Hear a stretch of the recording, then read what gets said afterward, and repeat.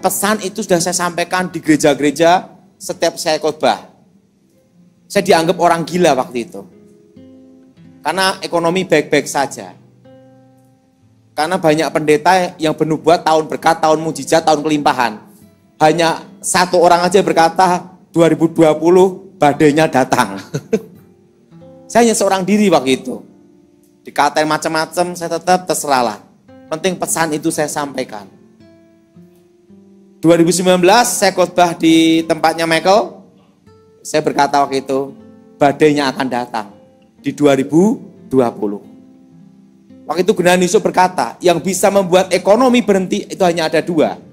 Pertama adalah terjadinya pemberontakan kerusuhan. Atau kedua, wabah. Januari, tepatnya tahun 2020, pendeta-pendeta datang nemui pendeta Gilbert. Mana buktinya krisis ekonomi, badainya datang, resesinya mana? Soalnya Pak Daud sahabat baik sama Om Gilbert. Iya, karena kan saya ini, saya bersyukur sama Tuhan, saya itu tidak bisa dipecat dan tidak bisa memecat. Karena saya bukan pendeta. Karena saya kan jemaat biasa. Penginjil. Saya jemaat yang penting hidup melayani Tuhan. Itu aja. Bersaksi itu aja. San Gilbert ngomong gini sama pendeta-pendeta. Ini kan baru Januari. Kita tunggu 2020 Desember. Kan pendeta-pendeta protes. Dia juga ngomong sama saya kayak gitu. Pendeta-pendeta itu protes. Karena Daud ini kok meresahkan. Khotbah di mana-mana 2020 yang terjadi resesi ekonomi. Padahal pendeta-pendeta udah bernubuat semua tahun berkat, tahun mujizat, tahun kelimpahan, macam-macam berkat semua 2019. Hanya saya satu yang badai-badai terus. Gilbert bilang gitu juga kan? Iya. Waktu ketemu cerita. Dan apa yang terjadi? Kita tunggu aja 2020 Desember. Januari, Februari, Maret, April, Corona. Yang ngomong itu ikut karantina juga. Nah, 2020 itu saya mulai Zoom sama meeting sama Michael. Jadi gini, ini yang akan terjadi atas Indonesia. Saya ulangi lagi itu pesan 2020. Iya, Pak. Bahwa Corona ini akan bermutasi 5 tahun. Dari sekarang tahun keberapa, saudara? Ya. Tahun kedua. 2,5. Dan setelah lagi tahun sebentar lagi ketiga. Akan bermutasi terus sampai 5 tahun, puncaknya itu error. Dan 2022 saya sudah bicara sama Michael dari tahun 2020 bahwa kita semua akan belajar normal. Sekarang Corona ini orang udah tobat masing-masing. Wes karepe, betul enggak? Betul enggak? Kita kembali apa? Belajar apa normal. Dan waktu itu di atas 5 tahun, di bawah 10 tahun menjadi kasus biasa. Nah, 2021 saya sudah beritahu mereka juga tentang Corona itu, dan saya memberitahu bahwa tahun 2002, karena itu pesan dari tahun 97 sebenarnya. Dan pesan itu ditanam dalam hidup saya. Jadi sebenarnya setiap kali saya ngomong, hanya ngulangi pesan tahun 97. Bahannya itu terus ya Pak ya? Iya. Lagunya itu, kasetnya baru terus. Terusan saya tidak bisa khotbah benarnya. Disuruh khotbah Michael itu minder juga. Nah, tahun 97 itulah pesannya saya sampaikan terus. Karena hanya pesan itu saja. Supaya umat Tuhan itu siap menghadapi. Dan 2021 saya memberitahu bahwa inflasi akan 5 tahun inflasi. Berapa tahun saudara? Dan waktu itu saya memberitahu pada jemaat Michael semuanya. Di YouTube semuanya. Supaya tidak utang bank. Kenapa? Karena kondisi seperti ini. Puncaknya nanti 2024. Puncaknya itu 2024. Yang disebut setitik terang datang tahun 2023 adalah kita kembali hidup normal. Apa saudara? Kita kembali hidup apa? Nah, dan tahun 2022 itu saya beritahu sama Michael 4 bulan yang lalu. Bulan 9 bunga bank BI rate akan naik. Betul nggak Michael? Sekarang udah naik belum Michael? Udah naik belum, saudara? Dan perlu kita tahu, tahun depan bunga bank juga naik. Kalau saudara dalam kondisi ekonomi seperti ini, sampai tahun 2024, saudara utang bank, bunga bank. Ingat, utangnya banyak, bunganya tinggi. Setiap hari minum 1 es kopior. Betul? Betul?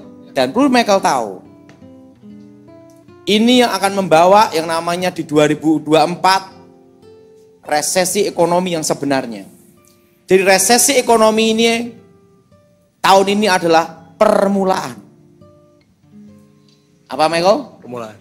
Nah, resesi sebenarnya adalah tahun depan. Kenapa tahun depan? Di situ saya dapat jawabannya. Kalau harga naik, ingat, BBM ini naik, dampaknya itu adalah 6 bulan kemudian. 6 bulan kemudian kira-kira bulan Maret. Pertama, UMR pasti minta naik. Puji Tuhan buat jemaah, buat orang kan. Yang pengusaha berdoa. Oh iya, jadi ya naik turun lah ya Pak ya. Yang pertama, kalau semua barang naik semua, UMR akan apa? UMR apa? Naik. Kedua, pajak diperketat. Dan pajak juga naik. Betul? Betul? 10% jadi 11%. Penghasilan di atas 5 miliar, 30% jadi 35%. Betul? Betul? Kedua, pajak naik dan diperketat. Makanya yang ngemplang pajak tahun ini bertobat semua. Sebelum dipanggil panggilan pajak, betul? Diperketat. Pertama UMR nanti akan gelombang untuk naik. Kedua, pajak diperketat. Ketiga, tahun politik. Pilpres. Tahun apa? Politik, pilpres. Dan yang keempat, kondisi dunia. Kondisi dunia inilah bahwa nanti sengaja Ukraina sama Rusia dibikin lama. Nanti harga pangan akan naik 20%. Itu di tahun depan. Terutama yang impor. 20% naik. Dan daya beli masyarakat turun. Akan terjadi stuck. Inflasi tapi stuck, daya beli turun. Sedangkan sektor properti nanti akan mulai bergerak. Itu di 2026-2027. Nah, bagi pembisnis properti harus ingat saya tahun itu. Untuk ngasih komisi. Properti akan mengalami gini itu di tahun depan. Stuck. Daya beli masyarakat turun. Itu di 2023, di 2024. Jadi kondisi seperti itu, makanya saya arahkan semua jangan utang bank. Nah, bunga bank nanti tahun depan 6-7%, BI rate ya. Itu tahun, kan ini udah hampir 5, nanti 6 sampai kira-kira 7. Kenapa? Karena kebetulan kan kita, teman-teman dulu yang pernah di pengamanan khusus, sampai sekarang masih berkomunikasi dengan saya untuk membahas masalah ekonomi dan negara ini. Iya, jadi yang menarik adalah ada beberapa yang komen Pak Daud. Kan tadi udah beberapa hal yang Pak Daud sampaikan. Ada yang bilang gini, oh Pak Daud sekarang ganti profesi dari penginjil jadi ahli ekonomi gitu kan. Ada yang bilang, nah tapi yang banyak orang tidak tahu adalah Pak Daud juga sering melayani jenderal-jenderal dan lain-lainnya. Dan circle-nya adalah ring 1 gitu. Jadi apa yang Pak Daud sampaikan ini hikmat dari Tuhan. Dan Tuhan menempatkan Pak Daud di pemerintahan, di dekat orang-orang gitu untuk menyampaikan pesan kepada jemaat gitu kan Pak Daud ya? Sampai sekarang itu saya masih dipanggil. Iya. Dan tahun depan saya diminta untuk kembali diaktifkan. Iya. Terakhir soalnya habis khotbah di GSJS dijemput sama Pas Pampres. Saya waktu itu. Iya Pak Daud ya. Jadi apa yang dibicarakan itu hikmat dari Tuhan. Pertama hikmat dari Tuhan. Yes. Kedua informasi akurat. Orang dalam. Jadi khusus buat jemaat GSJS Pak ya. GSJS saja. Jadi itu udah bukan ramalan. Iya. Dan itu udah pasti. Iya. Karena tinggal pelaksanaan. Jadi kita sebenarnya sudah diingatkan. Nah sekarang kita harus siap-siap gitu Pak Daud ya. Pelaksanaan dari mana? Tuhan yang melaksanakan. Iya. Jadi gini. Sampai sekarang ini Michael ya. Jadi gini. Walaupun saya sudah tidak di pengamanan khusus sejak tahun 2014. Tahun 2017 saya diminta untuk kembali diaktifkan. Untuk pengaktifan kembali. Tapi istri anak saya tidak boleh. Nah, saat kemarin juga datang lagi. Langsung yang minta jenderal. Boleh disebut namanya? Nggak boleh ya Pak? Nggak boleh. Minta saya untuk kembali tugas. Istri saya ngomong gini, kalau papi tugas lagi, nggak usah pulang aja seterusnya. Jadi pendeta Daud tadi pun juga diancam sama istri ya Pak ya? Karena dia ngomong udah 10 tahun saya menunggu. Iya Pak, haleluya. Terus Terusan gimana mau Pak? cari apa lagi? Terus gimana Pak? Ini jawabannya udah cerita istri Sebenarnya belum ya? kalau saya tugas itu senang sebenarnya. Iya. Ada tegangnya, ada stresnya, terusan ke lapangan terus. Kan tugas saya dulu kan gini Michael. Kan ajudan dari Edi Wibowo yang sendiri kan sudah kesaksian di publik. Dari Kopassus kan. Tugas saya dulu kan gini Michael. Sebelum presiden tiba, tempat yang kelihatannya berbahaya, saya diterjunkan dulu. Iya. Untuk namanya tim Evan, tim pendahulu. Di situ pertama saya ngelihat tentang setan-setannya ada enggak yang nyantet presiden. Kedua, terorisme. Iya. Untuk menghindari terorisme ada bom bunuh diri atau terjadi sesuatu hal yang tidak terprediksi. Nah, setelah tempat itu saya lihat aman, saya langsung baru setelah itu Pas Pampres datang. Jadi saya tim pendahulu yang pertama ada di lokasi. Nah setelah itu baru saya calling sama Jenderal Edi Wibowo. Izin Jenderal, posisi aman, Presiden boleh landing. Baru pesawat turun. Tapi kalau saya berkata tidak aman, balik. Nah saya tugas seperti itu 10 tahun Michael. Saya hidup di lapangan seperti itu. Dan puji Tuhan timnya laki semua. Jadi aman. Jadi saya itu hanya lihat Ibu Presiden sama Ibu Kiki, istrinya Pak Edi aja. Nenek. Jadi, nah, dan istri saya ngomong, saya udah merasakan punya suami baru 3 tahun. Karena saya tugas sebenarnya itu bukan hanya 10 tahun. Setelah Edi Wibowo berhenti pun saya tetap menjaga. Total semua 15 tahun. Dan saya setia dengan jalur komando. Setelah beliau meninggal, saya baru bebas. Saya bebas berkata demikian karena yang ngasih perintah saya udah ketemu Tuhan semua. Tapi kalau mereka belum bertemu Tuhan, saya tidak akan ngomong hal ini di publik. Tentang penanggulangan terorisme, tentang pengamanan khusus, semuanya. Dan tahun lalu kan Michael tahu sendiri kalau saya diperintahkan. Waktu itu mau khotbah ya? Itu udah nginep di Westin di atas. Udah Pak. nginep di Westin ya? Udah saya siapin 2 malam. Udah 2 malam. Iya. Langsung des. Ditelepon sama Pas Pampres.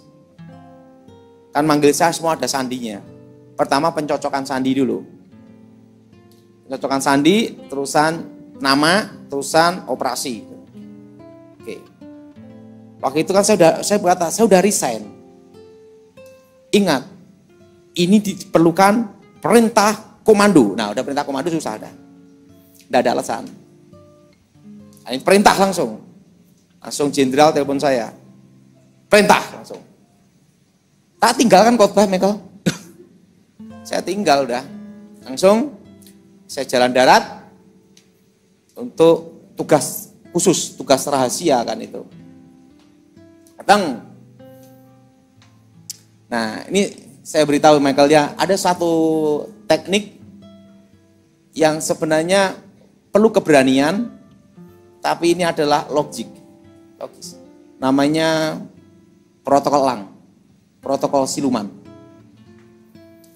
Karena saya selalu gunakan protokol itu. Dan setiap protokol itu dijalankan, selalu rubah-rubah, ganti rencana. Saya diberitahu kira-kira jam 11 harus ada di posisi masing-masing. Ada di Jakarta, di posisi tepat titik pertemuan. Itu namanya navigasi daratan gitu. Di lokasi, jamnya tepat. Kalau militer seperti itu, 1 jam sebelumnya ada di lokasi. Saya dari Surabaya ke Jakarta, tidak tidur Michael. Saya jalan sampai di titik pertemuan, saya lihat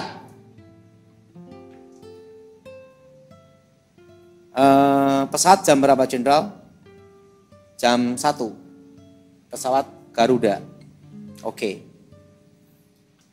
Dari intelijen beritahu saya, izin tempat sudah dikepung, dicurigai ada sabotase. Oke. Berapa titik lokasi sabotase, kira-kira pengepungan berapa titik, informasi dari intelijen beritahu saya, oh ini posisi seperti ini, oke ngerti. Oke, padahal udah siap, tenang aja, mati ada jadwalnya kan gitu. Udah, mati ada jadwalnya, udah tugas gitu udah boleh ada rasa takut atau khawatir, harus berani. Mati ada jadwalnya, gitu aja. Tapi kenyataannya mereka udah apa? Ada jadwalnya. Tenang ya, aja. Ya. Kenyataannya ini belum jadwalnya sebabnya. Iya belum jadwalnya. Tadi tuh. Dan apa yang terjadi? Tiba-tiba jadwalnya datang gitu kan. Aduh itu bahaya. Apa yang terjadi? Lanjut. Apa bahas supaya? Langsung. Saya langsung telepon jenderal, WA ini, tes. 4 titik lokasi sudah dikepung semua. Berarti kita harus gunakan protokol siluman. Arti siluman adalah gerak cepat, tanpa jejak, senyap. Gerak cepat, tanpa jejak, senyap. Setelah itu, saya lihat pesawat, gini, tes, saya hormat, Jenderal, siap. Saya memberitahu, Jenderal, berangkat dan tidaknya gimana? Tergantung kamu. Kamu kan hantunya. Jenderal itu manggil saya hantu, setan. Karena kan protokol siluman. Kamu jadi hantunya untuk protokol ini. Jalankan tugas ini. Kamu katakan berangkat, saya berangkat. Kamu katakan tidak, saya tidak. Karena posisi sudah di ini semua, dapat informasi ini semua. Tenang aja. Langsung saya ngomong, udah siapin pesawat belum untuk pesawat jet? Pengganti, pengalih perhatian. Sudah, aman. Oke. Jam 1 pesawat mau berangkat Garuda. Ya, tenang aja. Karena saya ini punya pengalaman Michael ya. Kalau briefing itu pasti bocor. Jadi sebenarnya untuk bikin suatu keputusan yaitu apa? Menguji kesabaran lawan. Bikin lama dan kondisi tidak pasti. Kondisi tidak pasti bikin lama. Mengulur waktu namanya. Kira-kira jam 1, akhirnya sampai pengawal semua pada capek semua gini. Ini berangkat atau tidak? Nah, jam 2, terus saya langsung sama Jenderal, izin Jenderal, saya mau bicara. Dikira mau minta doa. Nah, karena mereka yang sekitar taunya Pak Pendeta. Iya. Padahal saya bukan pendeta, jelmaan. Nah setelah itu lalu Pak. Langsung Saya ngomong sama jenderal, jenderal, siap. Gimana Pak Daud? Berangkat langsung. Berangkat. Sek protokol elang jalankan langsung. Jalan. Plak, mobil siap. Syus. Langsung sopir di samping, jenderal di belakang, pengamanan pada kacau. Bingung semua kan langsung berangkat. Set berangkat. Menuju Halim saya bilang gitu. Des. Hukum nomor 2, nomor 1, target selamatkan. Siapa ngalang, selesaikan, tabrak. Gak usah mikir. Kalau tugas gitu Michael. Kalau kita mikir hukum dulu ya kita kena hukuman bener. Karena ragu. Nah, langsung berangkat. Syus menuju Halim. Diberitahu dikepung gini nih. Oh tenang aja. Pakai topi, masker. Terus terobos barisan. Yes. Bentuk pengamanan. 2 di belakang. Depan penyambut 1. Saya ngomong. Target selamatkan dulu. Kedua, hukum nomor 2. Terobos sampai ke titik lokasi. Saya waktu itu di mobil, izin jenderal, siap. Gimana Pak Daud? Jenderal ganti mobil yang paling belakang. Mobilnya jenderal saya yang make. Nah jenderalnya pakai belakang gitu loh. Saya pakai mobil Alphard yang penuh makanan. Sang kawan saya sama tim saya ngomong, ya jenderal di sana, kita di sini makan, di sana dia puasa. Teman tim saya ketawa-ketawa, dia puasa, kita makan di sini. Nah, jenderalnya langsung gini, saya gini jenderal, ajudan semua segini, komando, semua komando, gitu. Udah. Di belakang, izin jenderal, posisi di belakang. Nah, saya mobil di depan, karena analisa, insting saya mengatakan, ini ada 2 kubu. Yang pro dan kontra. Kalau sampai salah titik yang kontra, matilah jenderal digebukin banyak orang. Tapi kalau yang pro aman dia. Nah, di dalam suatu tugas saya selalu berpikir satu, memikir yang terjelek. Langsung saya ke depan, langsung di mobil depan itu terobos. Ingat hukum nomor 2, nomor 1 selamatkan target gitu. Prediksi saya benar. Masuk ke kubu yang perseberangan lawan. Bleng masuk, dikepung. Langsung ada yang bawa ini, mau gini, stop. Tanpa perintah saya jangan ada kegerakan. Siap. Jangan ada gerak. Oke. Dibuka. Saya ngomong, ngapain kamu kesini? Berdoa. Tadi berdoa ya. Yang belakang